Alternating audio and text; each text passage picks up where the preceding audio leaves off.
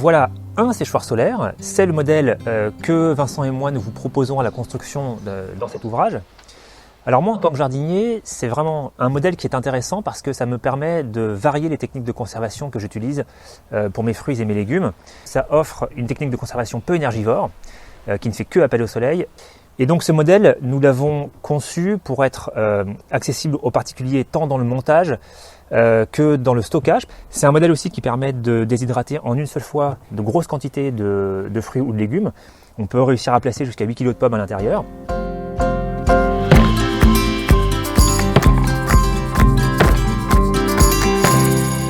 Alors cette année, j'ai fait sécher de l'ortie, j'ai pré-séché du plantain et de l'ail aux ours, puis j'ai fait sécher en fin de l'été le basilic sacré et la mélisse, voilà, qui a besoin de sécher rapidement, mais qui sont très fragiles. En ce qui concerne les plantes médicinales, je trouve que le séchoir est intéressant pour ces périodes de transition en fait, pour les périodes du printemps et fin d'été. Et c'est bien pour des productions familiales, bien sûr. Pour installer le séchoir, on commence par ouvrir le réflecteur qui renvoie plus de rayonnement solaire vers le collecteur.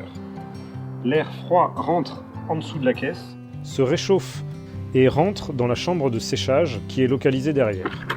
L'air traverse les clayettes, se charge de l'humidité des fruits et légumes, il est aspiré par le ventilateur et remonte le long de la colonne d'air centrale pour être expulsé hors du séchoir.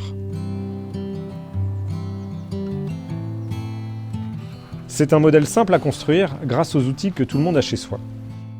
Il faut compter 2 jours de travail à 2 personnes.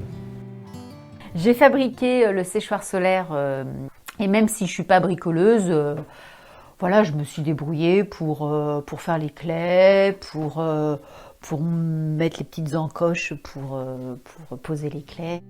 Dans le livre, vous trouverez les plans détaillés et des instructions pas à pas pour la construction, mais aussi des idées recettes et des informations sur le stockage des produits séchés.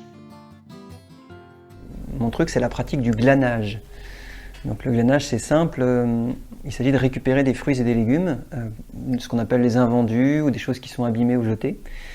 À des moments, moi, je me retrouve avec de très grandes quantités de fruits et clairement, je ne peux pas tout redistribuer. Donc, par exemple, là, cet été, j'ai récupéré à 2 reprises des stocks énormes de bananes. Donc là, on a un stock de bananes séchées pour la randonnée pour à peu près les 2 prochaines années. C'est très pratique.